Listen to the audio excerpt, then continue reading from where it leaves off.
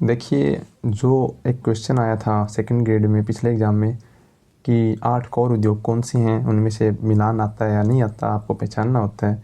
तो उसके बारे में एक थोड़ा डिटेल से बता देता हूँ मैं आपको। जो औद्योगिक उत्पादन सूचकांक है IIP, कौन सा IIP इंडेक्स, औद्योगिक उत्पादन सूचकांक मतलब इंडेक्स ऑफ इंडस्ट्रियल प्रोडक्शन, ठीक है। इसका जो प्रारंभ किया गया था ना, वो 1937 में किया गया था, ठीक है। और इसको बनाया था केंद्रीय वाणिज्यिक एवं औद्योगिक मंत्रालय द्वारा बनाया गया, यानी केंद्रीय वाणिज्यिक एवं औद्योगिक मंत्रालय द्वारा इस इंडेक्स को बनाया गया था, यानी मापा गया था, ठीक है। मापन एजेंसी थी। लेकिन 1951 में क्या हुआ, CSO आया, CSO ने इसकी गणना प्रारंभ कर दी, ठीक है। और 23 मई 2019 को CSO तथा NSSO का विलय कर दिया गया और उसका नाम रखा गया NSO, नेशनल स्टैटिक्स ऑर्गेनाइजेशन, ठीक है, राष्ट्रीय सांख्यिकी निदेशालय। अब देखिए, जो वर्तमान में IIP की गणना और प्रकाशन कौन करता है, तो आप हमें बताना है NSO करता है, यानी IIP की गणना और प्रकाशन NSO करता है, नेशनल स्टैटिक्स कार्यालय करता है, ठीक है। हम बात करें 1937 में जो IIP में 15 उद्योग थे। अब देखिए बात कहाँ से आई, प्रश्न आएगा अब की बार कि IIP में मूल रूप से कितने उद्योग शामिल थे, तो हमें बताना है 15, ठीक है, 15 उद्योग। लेकिन वर्तमान में 8 कोर सेक्टर के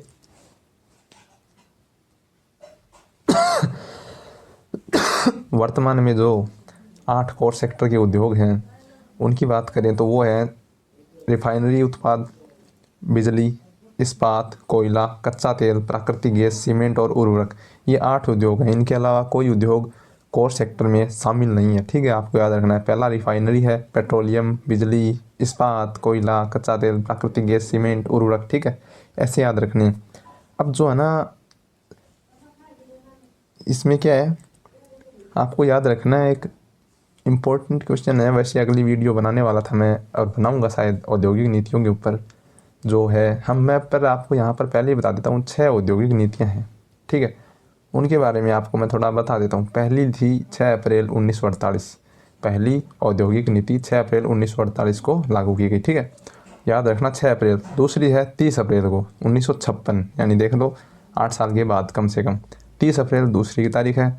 तृतीय औद्योगिक नीति है 23 दिसंबर 1977 को। चौथी औद्योगिक नीति है 23 जुलाई 1980 को। पाँचवीं औद्योगिक नीति है 31 मई 1990 को। और जो छठी औद्योगिक नीति है वो है 24 जुलाई 1991। इसके बाद औद्योगिक नीति बनी नहीं है, ठीक है। अब इस औद्योगिक नीति के बाद LPG लागू किया गया भारत में, ठीक है। इसके ऊपर एक अलग से वीडियो बनाऊंगा स्पेशली। अभी तो मैं ये 8 उद्योग जो पिछले एग्ज़ाम में पूछा गया प्रश्न है उसके लिए ये पेज इंक्लूड किया है मैंने इसमें, ठीक है। तो आप चैनल को सब्सक्राइब कर लीजिए और बेल आइकन को प्रेस कर दीजिए। आपको समय समय पर इम्पोर्टेंट क्लास मिलती रहेंगी। सेकंड ग्रेड एग्ज़ाम आने वाला है 28 दिसंबर को, तो बने रहिए और देखते रहिए। थैंक यू, धन्यवाद। नमस्कार दोस्तों, स्वागत है आपका इस वीडियो में। ये वीडियो सेकंड ग्रेड एग्ज़ाम 2024 के लिए इम्पोर्टेंट होने वाली है, जिसका नाम है उद्योग। जो हम आर्थिक समीक्षा 2024 है उसके अनुसार इसमें डाटा देखेंगे। तो चलिए शुरू करते हैं आज की क्लास। हम देखते हैं वित्त वर्ष जो 24 है ना, उसमें जो सकल मूल्यवर्धन है ना, उसमें औद्योगिक क्षेत्र का कितना प्रतिशत वृद्धि हुई है, 2.5%, ठीक है।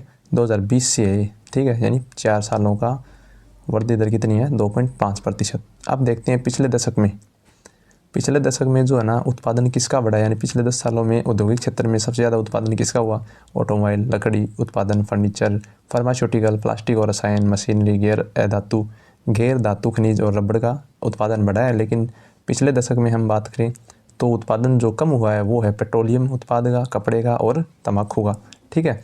अब देखते हैं वित्त वर्ष 2024 में जो एक महत्वपूर्ण डाटा है, 8.2% की वृद्धि हुई है वास्तविक GDP में। जो भारत की GDP है ना वास्तविक, उसमें 8.2% की वृद्धि हुई 2024 में। ये एक मैंने ऐसे ही इंक्लूड किया है GDP से एक क्वेश्चन, तो आपको हेल्प मिलेगी एग्जाम में, क्योंकि 1-2 क्वेश्चन आपको याद हो वो बहुत ही अच्छा है। अब बात करें लगातार 3 वर्षों से 7% की जो ग्रोथ है इंडिया की, वो लगातार चलती जा रही है। ये एक इम्पोर्टेंट कथन आपको एग्ज़ाम में देखने को मिल सकता है। इसलिए आप किसी भी दृष्टि से एग्ज़ाम के लिए रेडी रहिए, क्योंकि क्वेश्चन कहीं से भी आ सकता है, ठीक है।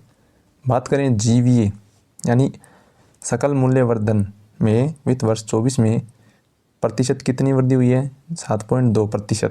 ठीक है, स्थिर कीमतों पर है। सकल राज्य मूल्यवर्धन में 7.2% की वृद्धि हुई है, सकल राज्य मूल्यवर्धन। ठीक है, अब बात करें हम जो स्थिर कीमत है, स्थिर कीमत की बात करें, शुद्ध कर जो है स्थिर कीमत पर। अब जैसे बात करते हैं, कैसे आएगा क्वेश्चन कि भारत का शुद्ध कर कितने प्रतिशत बढ़ा है? जो शुद्ध कर है एकदम, भारत का जो कर भारत को प्राप्त होता है वो 19.1% बढ़ गया है। ठीक है, स्थिर कीमतों पर। बात करते हैं नेक्स्ट जो है भारत की जीडीपी में क्षेत्रों का जो योगदान है वो बात करेंगे 2023-24 के अनुसार। तो ये है सबसे पहले हमारा टॉपिक तो है उद्योग क्षेत्र के लिए, लेकिन हम तीनों का कंपैरिजन एक साथ कर लेते हैं, जिसमें हमें क्वेश्चन कोई भी देखने को मिले तो हम अपना क्वेश्चन सही कर पाएँ।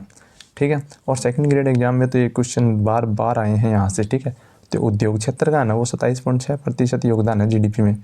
ठीक है, उसके बाद कृषि की बात करें, जो प्राथमिक क्षेत्र कहलाता है उसका है 17.7% और सेवा क्षेत्र है 54.7%। चलते हैं आगे। जैसे मैंने डायग्राम में बताया है, सेवा क्षेत्र कितना है 54.7% और उद्योग क्षेत्र कितना है 27.6% और 17.7 है कृषि, यानी सबसे पहले कृषि आएगा, यानी कि सबसे कम है कृषि का 17.7, उद्योग का है 27.6, सेवा क्षेत्र है 54.7%।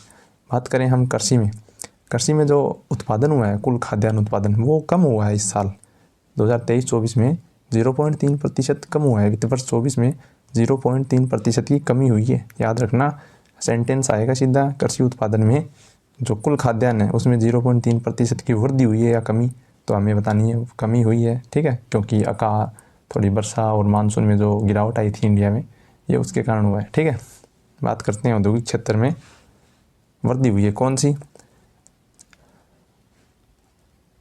अब देखिए, ये जो डाटा है मैं लिखा मैंने यहाँ पे है, लेकिन ये थोड़ा अलग है। चलते हैं नेक्स्ट, आगे आएगा उसमें बताऊँगा मैं आपको ये क्या है। विनिर्माण की जो मजबूती है ना, वो किस इंडेक्स से मापी जाती है, फिर किस इंडेक्स से पता लगता है कि विनिर्माण क्षेत्र मजबूत है। तो ये मैंने क्वेश्चन इंक्लूड किए हैं यहाँ पे, और इसका आंसर होगा HSBC, India purchasing managers index, यानी इंडिया परचेजिंग मैनेजर इंडेक्स। ये इंडेक्स बताता है कि विनिर्माण क्षेत्र कितना मजबूत है, क्योंकि ये जो इंडेक्स है जितना ऊपर रहेगा विनिर्माण क्षेत्र उतना ही ग्रो करेगा, उतना ही वृद्धि करेगा। तो ये जो इंडेक्स है ना, ये पिछले 12 महीनों से, यानी वित्त वर्ष 2024 है ना, उसमें 12 के 12 महीनों में 50 से ऊपर रहा है। ठीक है, तो ये एक बहुत इंपॉर्टेंट क्वेश्चन बनेगा अगर थ्योरेटिकली बनता है तो। बाकी आपकी देखते हैं एग्जाम में क्या आता है क्या नहीं आता है। फिर है उद्योग क्षेत्र में वार्षिक वृद्धि दर जो है ना, वो कितनी है? उद्योग क्षेत्र में वार्षिक वृद्धि दर है 9.5%। ये एकदम याद रखने योग्य बात है। ठीक है, अब देखिए विनिर्माण में वृद्धि पिछले दशक में 5.2% रही। जो विनिर्माण क्षेत्र है, मैन्युफैक्चरिंग सेक्टर है, जो उद्योग क्षेत्र का एक उप क्षेत्र बोलते हैं इसे। ठीक है, उद्योग क्षेत्र के 4 उप क्षेत्र हैं, वो आगे आएंगे, आपको बता दूंगा मैं।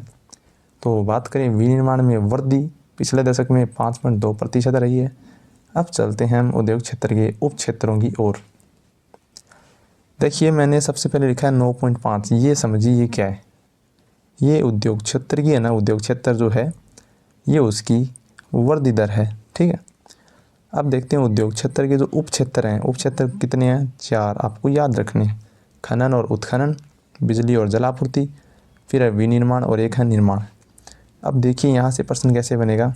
यहाँ से प्रश्न बनेगा कि जो उद्योग क्षेत्र है उसका कुल GVA में कितना योगदान है? 30% लिखा है मैंने। उद्योग क्षेत्र का कुल GVA में, कुल सकल मूल्यवर्धन में कितना योगदान है? उद्योग का तो है कुल 30.9, लेकिन हम बात करेंगे उप क्षेत्रों का। ये जो उप क्षेत्र हैं इनकी बात करते हैं। सबसे पहले बात करें तो सबसे ज़्यादा किसका है, हमें याद रखना है विनिर्माण क्षेत्र। 17.3% जो योगदान करता है कुल GVA में, वो है विनिर्माण क्षेत्र। ठीक है, उसके बाद आता है निर्माण क्षेत्र। निर्माण क्षेत्र 9% का योगदान करता है। खनन क्षेत्र 2.1% का योगदान करता है और बिजली और जल आपूर्ति 2.4। तो हमें विनिर्माण और निर्माण एकदम याद रखने हैं। लेकिन आप खनन भी याद रखिए 2.1%, ठीक है। और उद्योग क्षेत्र का कुल GVA में 30.9%, ठीक है। यानी उद्योग का तो ये है, लेकिन उप क्षेत्रों का ये है, तो याद रखना।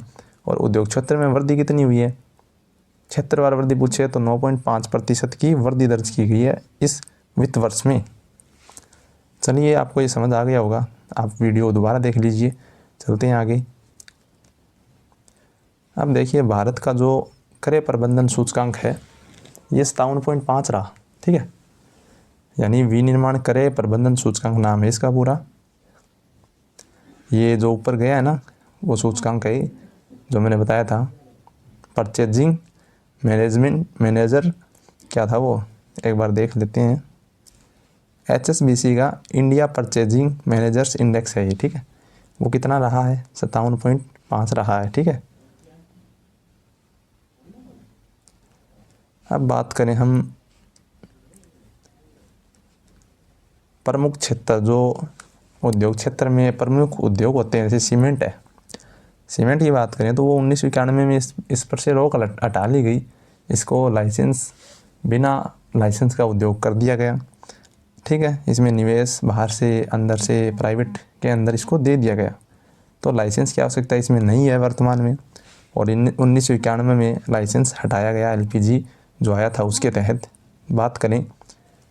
लेकिन जब ये हटा ना लाइसेंस, उसके बाद इंडिया का जो सीमेंट उत्पादन उसमें बहुत वृद्धि हुई है। और भारत है ना, उसकी बदौलत चीन के बाद दूसरा सबसे बड़ा सीमेंट उत्पादक देश बन गया है। ये आपको याद रखना है। यानी सीमेंट में भारत 2 नंबर पे है, ठीक है। सीधी बात इतनी है। अब बात करें सीमेंट उद्योग में जो इकाइयाँ हैं उनकी, ठीक है, वो बात करें तो 159 तो है एकीकृत बड़े सीमेंट उद्योग। 120 ग्राइंडिंग इकाइयाँ हैं जो सीमेंट को लाती ले जाती हैं। बात करें 62 है, ओनली 62, यानी बड़े तो हैं 159, ठीक है। और छोटे कितने हैं, 62 है, ठीक है। आपको ये याद रखना है, नॉर्मली बात है। यानी बड़े उद्योग कितने हैं सीमेंट में, 159 है, छोटे हैं 62। सीधे भाषा में आसान तरीके से याद करो अपने, ठीक है। बात करें सीमेंट उद्योग की जो वार्षिक स्थापित क्षमता है, मतलब कितना उत्पादन हो सकता है, कितना हो सकता है, 622 मिलियन टन हो सकता है भारत में, इतनी सीमेंट बन सकती है। लेकिन 24 में सीमेंट उत्पादन कितना रहा, 427 मिलियन टन है ये, ठीक है, मिलियन टन।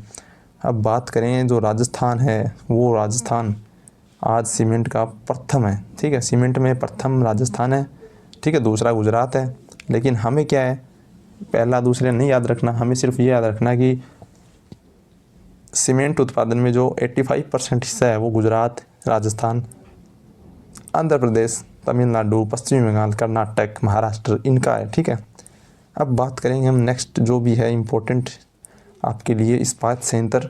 तो स्टील जो है उसमें हम कितना है, निर्माण क्षेत्र में ये 47% का योगदान देता है।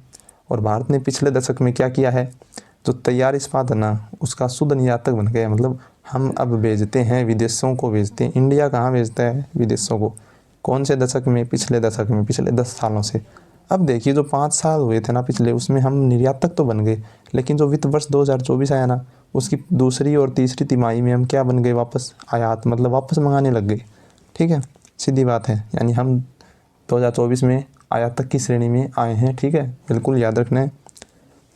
अब देखते हैं निर्यात के रूप में जो था ना हम, यानी क्वेश्चन मैंने बनाया कि निर्यातक के रूप में हम बन गए हैं क्वार्टर फर्स्ट में। अब जो ये नया साल लगा है, जो पीछे का तो 2024 था ना वित्त वर्ष, और ये शुरू हुआ था 2023 से, ठीक है। 1 अप्रैल 2023 से लेकर 31 मार्च 2024 तक था। तो इसके जो फर्स्ट क्वार्टर में है ना वो तो हम थे निर्यातक, लेकिन दूसरी और तीसरी जो तिमाही है उसमें हम आयातक बन गए, ठीक है। अब देखते हैं जो ग्रीन हाउस गैस है ना उसके उत्सर्जन में भारत का जो इस्पात उद्योग है ना वो 12% का योगदान देता है। यानी जो CO2 है उसमें हम 12% उत्सर्जन करते हैं, ठीक है। अब जो इस्पात उद्योग है वो करता है। अब देखिए जो प्रति टन कच्चा इस्पात जो हम प्राप्त करते हैं उसमें 2.5 टन CO2 निकलती है, ठीक है। जो वैश्विक औसत है वो है 1.9 टन।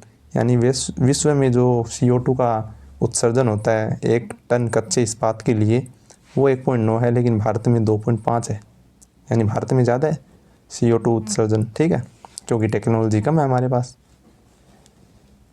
अब देखिए आगे हम देखते हैं कि इस्पात है ना, जो 2024 में इसमें वार्षिक वृद्धि दर है, यानी उत्पादन में 13% वृद्धि हुई है इस्पात में, आयात में 38.2% की वृद्धि हुई है, और जो निर्यात है उसमें ये क्या है 11.5% है, आपको याद रखना है। निर्यात में हम 11.5% की वृद्धि की हमने, लेकिन ये लागत जो है ना ये 13.7% है, यानी घर में हम लगाते हैं अपने 13.7% कुल उत्पादन का, ठीक है। आपको सिर्फ याद रखना है उत्पादन 13% हुआ है, ठीक है। चलते हैं आगे।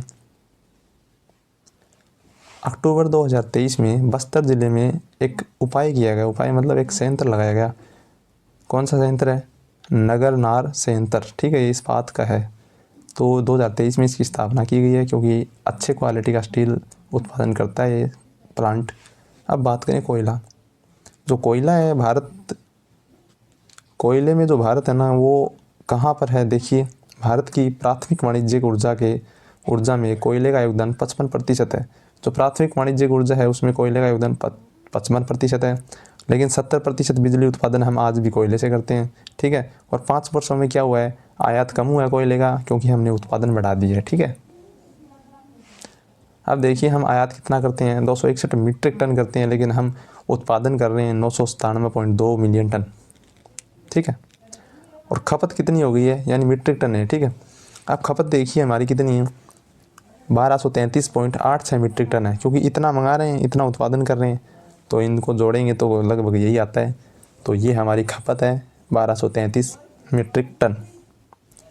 अब चलते हैं हम फार्मास्यूटिकल क्षेत्र की तरफ। जो फार्मास्यूटिकल क्षेत्र है, भारत का दावा है, भारत को जो दवा बाज़ार है वो 50 बिलियन अमेरिकी डॉलर का है। मात्रा के हिसाब से दुनिया का तीसरा सबसे बड़ा बाज़ार है दुनिया का मेडिकल सेक्टर में, मतलब दवा का, फार्मास्यूटिकल।